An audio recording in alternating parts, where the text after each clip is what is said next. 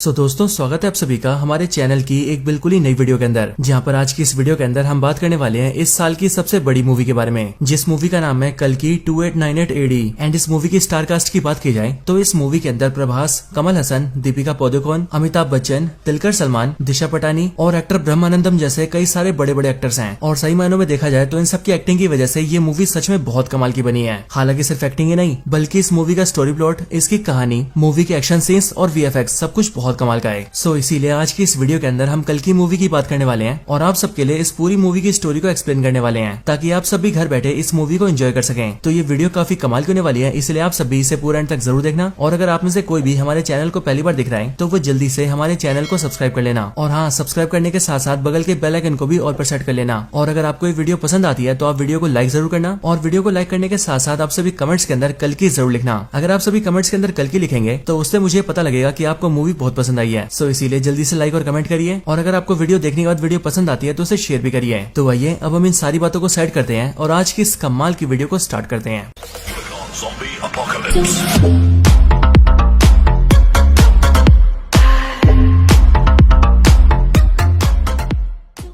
तो कल्कि मूवी की स्टार्टिंग होती है आज से कई हजार साल पहले से, बिल्कुल उस टाइम से जिस टाइम पर महाभारत का वॉर चल रहा था। और इसीलिए महाभारत के वॉर के अंदर हम ये देखते हैं कि पांडवों की सेना ने कौरवों की सेना को हरा दिया होता है। इसीलिए अश्वत्थामा को छोड़कर बाकी सारे लोग मारे जाते हैं। एंड यहीं पर हम ये देखते हैं कि महाभारत के टाइम में अश्वत्थामा और कोई नहीं बल्कि अमिताभ बच्चन होते हैं। वॉर के अंदर अश्वत्थामा जब ये देखते हैं कि पांडवों ने न सिर्फ उनके सारे दोस्तों कौरवों को मार दिया है, बल्कि उसके साथ ही पांडवों ने मिलकर उनके फादर द्रोणाचार्य को भी मार दिया है। और इसीलिए ये सारी चीजें देखकर अश्वत्थामा को बहुत गुस्सा आता है एंड वो सीधा ब्रह्मास्त्र को समन करता है। और क्योंकि इस टाइम पर अर्जुन के बेटे अभिमन्यु की वाइफ प्रेग्नेंट होती है, इसलिए अश्वत्थामा अपने ब्रह्मास्त्र से सीधा उस पर अटैक करता है, जिसके बाद ही अभिमन्यु की वाइफ के पेट में जो बच्चा होता है वो ब्रह्मास्त्र के अटैक से मारा जाता है। अब इस चीज को भगवान श्री कृष्ण देखते हैं एंड इसीलिए इस चीज को देखकर लॉर्ड कृष्णा को बहुत गुस्सा आता है। और इसीलिए पहले तो वो अश्वत्थामा को काफी बीट करते हैं एंड फिर उसके बाद ही वो अश्वत्थामा को श्राप देते हैं कि अब उसे ना चाहते हुए भी जिंदा रहना पड़ेगा और वो बेशक से मरने की भीख मांगेगा, लेकिन तब भी वो जिंदा रहेगा और जब तक पूरा कलयुग खत्म नहीं होता तब तक उसकी सांसें चलेंगी। लेकिन श्राप मिलने के बाद ही अश्वत्थामा को ये रियलाइज होता है कि उसने बहुत ही बड़ी गलती कर दी है एंड इसीलिए वो लॉर्ड कृष्णा से कहता है कि अब वो अपनी गलती समझ चुका है, इसीलिए वो पश्चाताप करना चाहता है। और फिर ये सुनकर ही लॉर्ड कृष्णा उसे पश्चाताप करने का मौका देते हैं। यहीं पर ही लॉर्ड कृष्णा अश्वत्थामा को बताते हैं कि अब आने वाला जो युग है वो है कलयुग, और उसी कलयुग के अंदर कली होगा जो कि एक बहुत ही पावरफुल डीमन होगा और वो दुनिया को बर्बाद करके रख देगा। लेकिन फिर उसी को मारने के लिए भगवान श्री कृष्ण जन्म लेंगे, वो भी कल्कि अवतार के अंदर। लेकिन हाँ, जब कल्कि अवतार जिस माता के जरिए जन्म ले रहे होंगे, कल्कि उसी माता को जन्म लेने से रोकेगा ताकि कल्कि का जन्म न हो सके। और इसीलिए उसी टाइम पर अश्वत्थामा को उनकी मदद करनी होगी और ये मेक श्योर करना होगा कि कल्कि अवतार का जन्म हो। अब ये सब होने के बाद ही 6000 साल बीत जाते हैं और 6000 साल बीतने के बाद ही कहानी प्रेजेंट में आती है। कहानी के प्रेजेंट टाइम में आने के साथ ही हम ये देखते हैं कि महाभारत वॉर के खत्म होने के साथ ही कलयुग की शुरुआत हो गई थी। और इसीलिए इस कलयुग के अंदर जितने भी लोगों ने जन्म लिया है उन सभी लोगों ने खुद को काफी ज्यादा इवॉल्व किया, वो काफी ज्यादा डेवलप हुए और उन्होंने बहुत ही एडवांस टेक्नोलॉजी भी बना ली। और सिर्फ यही नहीं बल्कि अपने अपने बचाव के लिए उन सब ने काफी पावरफुल और एडवांस वेपन्स भी क्रिएट किए। लेकिन अब क्योंकि कलयुग के इंसानों के अंदर बहुत ज्यादा गुस्सा और नफरत है, इसीलिए अपने गुस्से और नफरत के चलते वो सब आपस में लड़ने लगे, जिसके रिजल्ट में उन सबके बीच वॉर छिड़ गई। एंड उन सारी वॉर्स के अंदर उन्होंने न सिर्फ एक दूसरे को मारा बल्कि एक दूसरे को मारने के साथ ही उन्होंने पूरी दुनिया को भी बर्बाद कर दिया। इसीलिए प्रेजेंट टाइम के अंदर हम ये देखते हैं कि अब पूरी दुनिया डिस्ट्रॉय हो चुकी है और इसीलिए पूरी दुनिया के अंदर सिर्फ एक ही ऐसा शहर है जो कि इस टाइम पर जीने लायक है, और उस शहर का नाम है काशी, जो कि इंडिया के अंदर है। इसके साथ ही यहीं पर हम ये भी जानते हैं कि असल में काशी दुनिया का पहला शहर भी है, यानी कि जब मानव सभ्यता बसना शुरू हुई थी तब उस टाइम पर काशी सबसे पहले बसाया गया था। यहाँ पर हमें पता लगता है कि काशी शहर को छोड़कर पूरी दुनिया के अंदर ऐसा कोई भी शहर नहीं है जो कि जीने लायक है, क्योंकि वो सारी जगहें बर्बाद हो चुकी है। हालांकि यहाँ पर हम ये भी जानते हैं कि काशी के अलावा एक और ऐसा शहर है जो कि जीने लायक है और उस शहर का नाम है शंबाला। लेकिन हाँ, मूवी के अंदर बहुत ही कम लोग ये जानते हैं कि शंबाला शहर कहाँ पर है, स्पेशली इसके बारे में सिर्फ वही लोग जानते हैं जो कि शंबाला में रहते हैं। अब मैं आप सबको इन रियलिटी बताऊं तो एक्चुअल रियलिटी के अंदर शंबाला नाम का कोई शहर नहीं है। लेकिन हाँ, अगर बुद्धिस्ट रिलीजन की माने तो बुद्धिस्ट लोग ऐसा मानते हैं कि शंबाला नाम का एक शहर एग्जिस्ट करता है और उनकी मान्यताओं के मुताबिक ये शहर हिमालयस के अंदर है, बट एक्चुअल में इसके बारे में कोई नहीं जानता है। और इसीलिए जिस तरह से इन रियलिटी शंबाला एग्जिस्ट करता है, ठीक उसी तरह से इसे मूवी में भी दिखाया गया है, क्योंकि मूवी में भी शंबाला शहर के बारे में कोई भी नहीं जानता है और ये भी एक छुपी हुई शहर है जिसका लोकेशन बहुत कम लोगों को पता है। अब काशी शहर के अंदर हम ये देखते हैं कि काशी के अंदर कई सारे लोग हैं और उन सब में से कुछ लोग अमीर हैं और बाकी सब लोग गरीब हैं, और इसीलिए जो भी लोग गरीब हैं उनकी जिंदगी बहुत बुरी है। इसके साथ ही काशी शहर के मिडिल एरिया के अंदर एक कॉम्प्लेक्स नाम की बहुत बड़ी जगह है जो कि देखने में एक उल्टे से ट्रायंगल जैसा दिखता है, लेकिन ये कॉम्प्लेक्स नाम का ऑब्जेक्ट काफी ज्यादा बड़ा है और इसके अंदर खाना, साफ पानी, साफ एयर, अच्छे कपड़े, अच्छे घर पेड़ पौधे, साफ नदियाँ, साफ जंगल और इस तरह की सारी चीजें हैं। एंड इसीलिए जो भी अमीर लोग हैं वो सब लोग इसके अंदर रहते हैं। हालांकि इस कॉम्प्लेक्स को काफी सिस्टमेटिकली तरीके से चलाया जाता है और जो इस पूरे कॉम्प्लेक्स को रूल करता है उसे सुप्रीम कहा जाता है। पूरा नाम कहे तो सुप्रीम यास्किन। अब ये जो सुप्रीम यास्किन है ये ना सिर्फ पूरे कॉम्प्लेक्स को रूल करता है बल्कि इसके साथ ही सब कुछ को मैनेज करने के लिए इसके पास खुद की आर्मी भी है, जिस आर्मी के सोल्जर्स इसके कहने पर सारे काम करते हैं। और इन सारी आर्मी को मैनेज करने के लिए इसके पास एक कमांडर भी है जो कमांडर ही आर्मी को ऑर्डर्स देता है। इसके साथ ही हम ये भी जानते हैं कि पूरे कॉम्प्लेक्स से लेकर पूरे काशी शहर के अंदर कोई डॉलर या फिर रुपीस जैसी करेंसी नहीं चलती, बल्कि यहाँ पर जो चलता है उसे यूनिट्स कहते हैं और ये यूनिट्स ही यहाँ के पैसे के बराबर है। और इसीलिए जो भी रिच आदमी इस कॉम्प्लेक्स के अंदर रहना चाहता है उसे यहाँ पर आने के लिए 1 मिलियन यूनिट्स देने पड़ते हैं। यानी कि सिंपली 1 मिलियन यूनिट्स दीजिए और फिर उसके बाद से आप कॉम्प्लेक्स के अंदर रह सकते हैं। लेकिन 1 मिलियन यूनिट्स का मतलब है 10 लाख यूनिट्स और इतने ज्यादा यूनिट्स किसी गरीब आदमी के पास नहीं है, इसीलिए उन सबको कॉम्प्लेक्स के बाहर रहना पड़ता है। लेकिन हाँ, वो सब भी कॉम्प्लेक्स के अंदर जाने का सपना जरूर देखते हैं। अब इसके बाद ये एंट्री होती है हमारी मूवी के मेन हीरो की, यानी कि रेबल स्टार प्रभास की,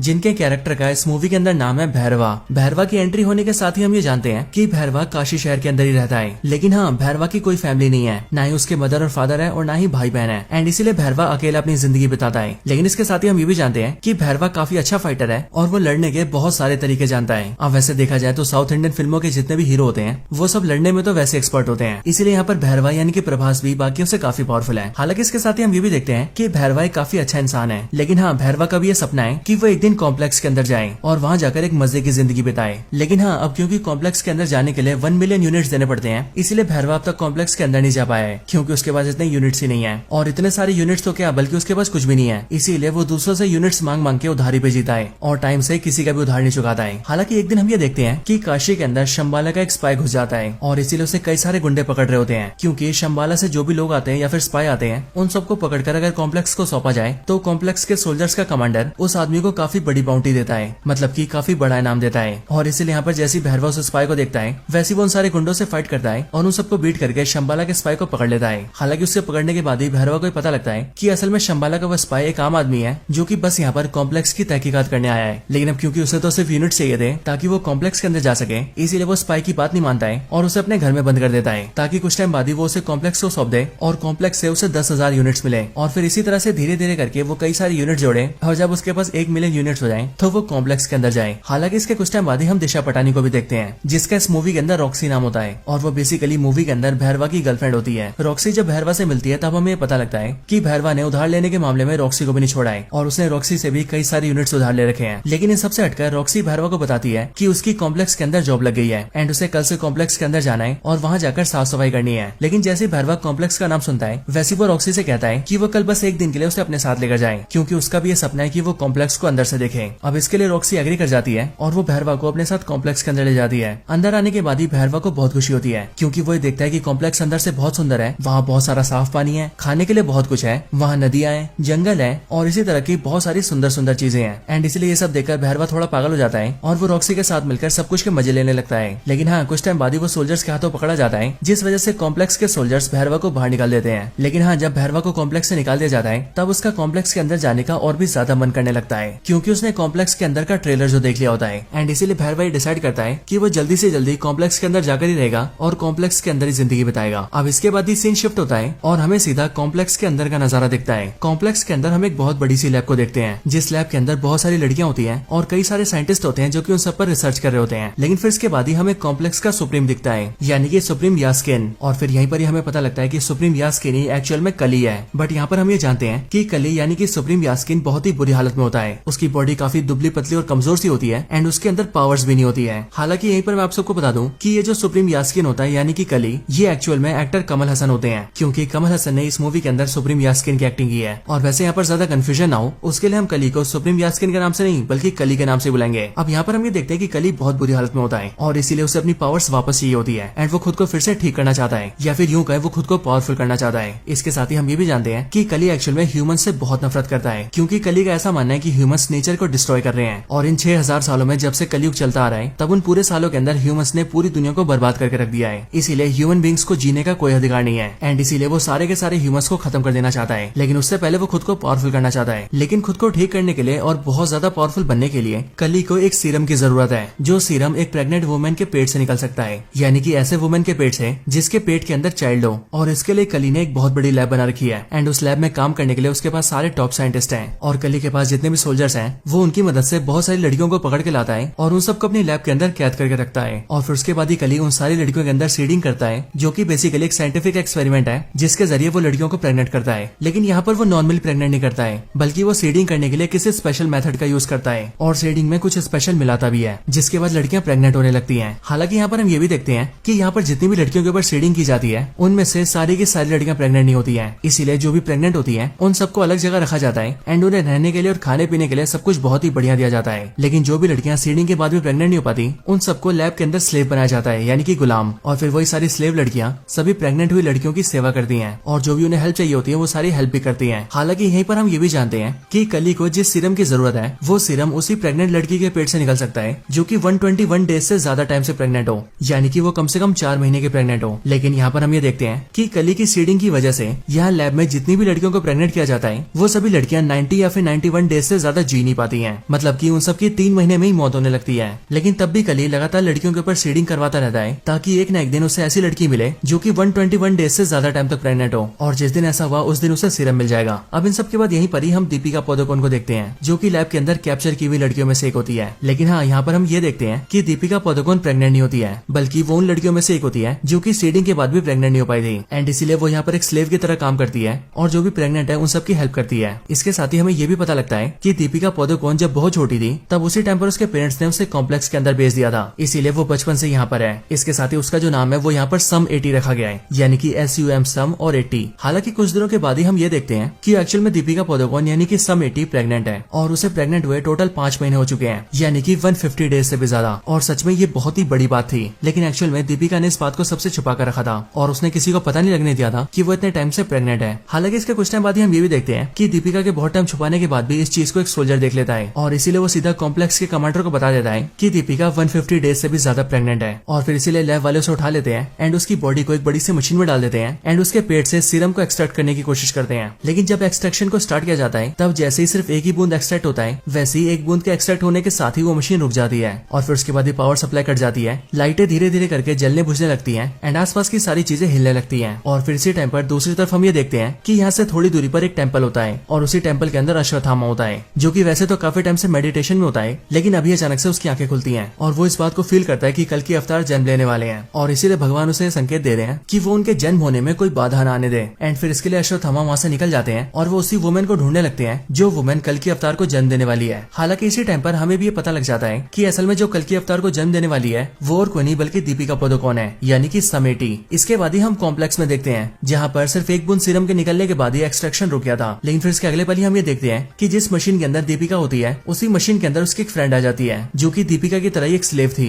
और वो दीपिका को वहाँ से निकाल लेती है एंड वो एक खुफिया रास्ते से होते हुए काफी नीचे आ जाती है। वहाँ पर आने के बाद ही वो दीपिका को बताती है कि वो असल में शंबाला की एक स्पाई है एंड वो पिछले 2 सालों से कॉम्प्लेक्स के अंदर है और यहाँ आकर वो सारी इन्फॉर्मेशन इकट्ठा कर रही है ताकि वो इन सब के बारे में शंबाला शहर के अंदर बता सके। नीचे लाने के बाद ही वो दीपिका को गेट के पास ले आती है और वो दीपिका को बताती है कि यहाँ पर एक खुफिया गेट है जहाँ से वो लोग कॉम्प्लेक्स से बाहर निकल सकते हैं। इसके साथ ही वो ये भी बताती है कि उसने अपने कुछ दोस्तों को सिग्नल देकर वहाँ पर बुला लिया है और इसलिए वो ये चाहती है कि दीपिका वहाँ से निकल जाए, जिसके बाद उसके दोस्त उसे सीधा शंबाला ले जाएंगे और वहाँ पर वो सुरक्षित रहेगी। हालांकि दीपिका उससे ये पूछती है कि वो आखिर ये सब क्यों कर रही है, जिस पर वो दीपिका को बताती है कि असल में शंबाला एक काफी पवित्र शहर है एंड वहाँ पर हम सबका ये मानना है कि एक औरत भगवान को जन्म देगी, यानी कि कल की अवतार को, जिसके बाद ही वो कल की अवतार सारे इंसानों का भला करेंगे और इसी उम्मीद पर हमारा पूरा शंबाला शहर जी रहा है। एंड मुझे ऐसा लगता है कि तुम ही वो औरत हो जो कि भगवान को जन्म देने वाली है, इसीलिए मेरा कर्तव्य है कि मैं तुम्हारी जान बचाऊं। इसके बाद ही वो दीपिका से कहती है कि वो यहाँ से बाहर निकल जाए और उसके पीछे सोल्जर्स ना आए, इसीलिए उन्हें रोकने के लिए वो यहाँ पर रुकेगी। ये सुनकर दीपिका वहाँ से बाहर आ जाती है और बाहर आने के बाद ही वो देखती है कि उसके सामने शंबाला के 3 और एजेंट्स होते हैं जो कि दीपिका को ले जाने के लिए एक बड़ी सी गाड़ी लेकर आए होते हैं। वो तीनों जल्दी से दीपिका को बिठाते हैं और उसे लेकर वहाँ से निकल जाते हैं और जल्दी से जल्दी शंबाला पहुंचने की कोशिश करते हैं। हालांकि इसके बाद ही हम कॉम्प्लेक्स में ही देखते हैं कि कमांडर को पता लग जाता है कि सम 80 वहाँ से निकल चुकी है और इसीलिए वो अपने सारे सोल्जर्स को उसके पीछे लगाता है एंड सबसे कहता है कि वो उसे पकड़ कर लेकर आए। इसके साथ ही वो शहर के अंदर भी अनाउंस कर देता है कि जो भी सम 80 को पकड़ कर लाएगा उसे इनाम के तौर पर 5 मिलियन यूनिट्स मिलेंगे। एंड इसलिए यहाँ पर हम ये देखते हैं कि इस वाले ऑफर को भैरवा भी देखता है और इसीलिए वो सोचता है कि अगर उसने सम 80 को पकड़ लिया तो उसे 5 मिलियन यूनिट्स मिलेंगे एंड देन उसके बाद वो बड़े आराम से कॉम्प्लेक्स के अंदर जा पाएगा और इसलिए वो भी दीपिका की यानी कि सम 80 की तलाश में निकल जाता है। इधर जो 3 लोग दीपिका को शंबाला लेकर जा रहे थे हम उनके बारे में भी जानते हैं एंड यहाँ पर हमें पता लगता है कि इनके नाम वीरान और कायरा होते हैं एंड इन दोनों के साथ इनका एक और साथी होता है। और यहाँ पर हम ये भी देखते हैं कि यहाँ पर कायरा दीपिका से उसका नाम पूछती है, जिस पर वो उसे बताती है कि उसका नाम सम 80 है, पर फिर वो दीपिका से कहती है कि उसे उसका नाम सम 80 नहीं रखना चाहिए बल्कि इससे इससे बढ़िया उसे उसका नाम सुमति रखना चाहिए। और फिर यहीं से हम ये देखते हैं कि दीपिका अपना नाम समिति नहीं बल्कि सुमति रख लेती है। हालांकि इसके कुछ टाइम बाद ही हम ये देखते हैं कि कॉम्प्लेक्स के सोल्जर इन्हें ढूंढ लेते हैं और इसीलिए वो लोग इन पर अटैक कर देते हैं और सुमति को वहाँ से ले जाने की कोशिश करते हैं। पर फिर उसी टाइम पर यहाँ पर एंट्री होती है अश्वत्थामा की, यानी कि अमिताभ बच्चन की, जो कि यहाँ पर जैसे आते हैं वैसे वो सारे सोल्जर्स को बीट कर देते हैं और इन सबको पेल पाल के वो सुमति को बचा लेते हैं। एंड वो सुमति से ये भी कहते हैं कि अब से वही उसकी हिफाजत करेंगे क्योंकि वो बहुत ही जल्दी भगवान को जन्म देने वाली है। हालांकि इसके कुछ टाइम बाद ही हम ये देखते हैं कि वहाँ पर भैरवा भी आ जाता है जिसने की सुमति को ढूंढ लिया होता है और इसीलिए यहाँ पर आने के बाद ही वो सुमति को ले जाने की कोशिश करता है, जिस वजह से भैरवा और अश्वत्थामा दोनों के बीच फाइट होती है। एंड इसी फाइट में अश्वत्थामा भैरवा को पटक देता है और उसे बुरी तरह से हरा देता है, जिसके बाद वो सब लोग सुमति को लेकर सीधा शंबाला निकल जाते हैं। इधर दूसरी साइड जैसे कमांडर को पता लगता है कि सोल्जर्स को सुमति मिली थी, वैसे वो अपने कई और सोल्जर्स के साथ मिलकर सीधा उसी जगह पर आ जाता है जहाँ पर भैरवा और अश्वत्थामा की फाइट हुई थी।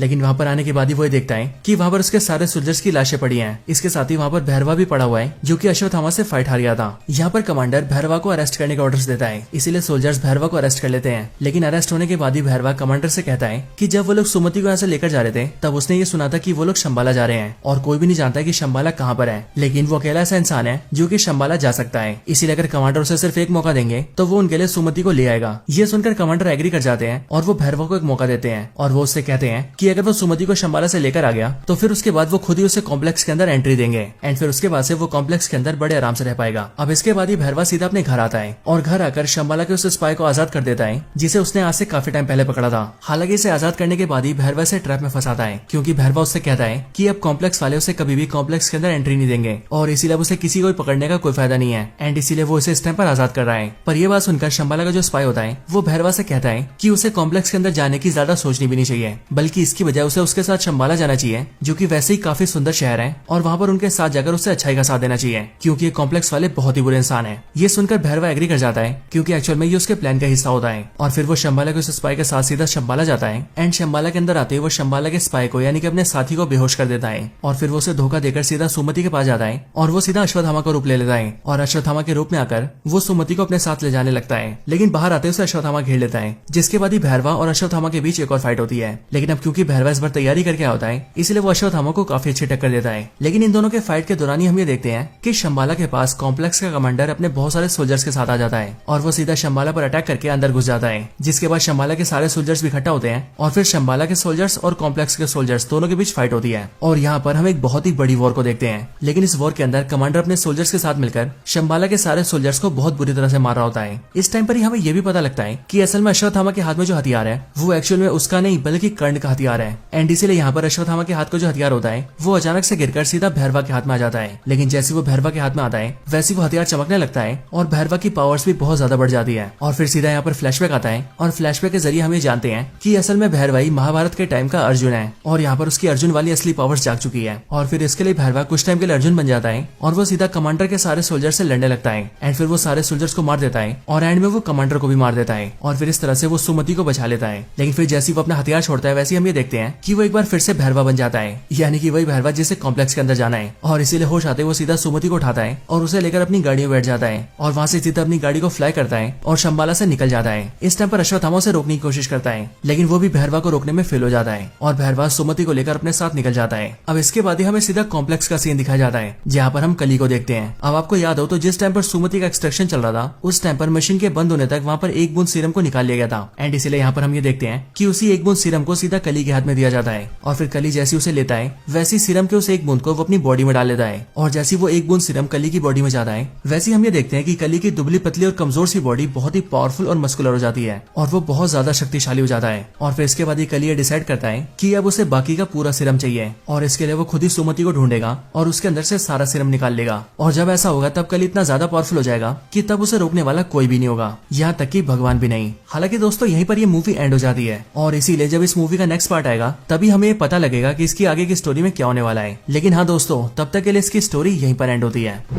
सो दोस्तों यही थी वीडियो कल की मूवी के ऊपर। आप सबको इस मूवी की स्टोरी और हमारी वीडियो कैसी लगी ये आप मुझे कमेंट्स के अंदर जरूर बताना और अगर आप सभी का कोई और रिकमेंडेशन हो तो आप वो भी मुझे कमेंट्स के अंदर बता सकते हैं। बाकी वीडियो पसंद आई हो तो इसे लाइक जरूर करें और कमेंट्स के अंदर भी कल की जरूर लिखें। आप वीडियो को लाइक और कमेंट जरूर करना क्योंकि जब आप वीडियो को लाइक करेंगे और कमेंट्स के अंदर कल्कि लिखेंगे तब हमें भी ये पता लगेगा कि आप सबको वीडियो बहुत पसंद आई है। और हाँ, अगर आपको सच में वीडियो ज्यादा पसंद आई हो तो आप वीडियो को लाइक और कमेंट करने के साथ साथ वीडियो को शेयर भी कर देना, ताकि आपके साथ साथ आपके सारे दोस्त भी इस वीडियो को देखकर मूवी की स्टोरी जान पाए। और हाँ, अगर आपको इसके अलावा हमारे चैनल की कोई और ऐसी वीडियो देखनी हो तो आप सिंपली हमारे चैनल को चेकआउट कर सकते हैं, या फिर मैंने कई सारी वीडियोस के लिंक डिस्क्रिप्शन में भी दिए हुए हैं। आपका जो मन करे आप वो वाली वीडियो देख सकते हैं और मुझे उम्मीद है कि आपको वो सारी वीडियोस बहुत पसंद आएंगी। तो बस आज की इस वीडियो में इतना ही। इस वीडियो को यहीं पर एंड करते हैं। मैं मिलता हूँ आपसे ऐसी किसी और बेहतरीन वीडियो में। तब तक के लिए गुड बाय।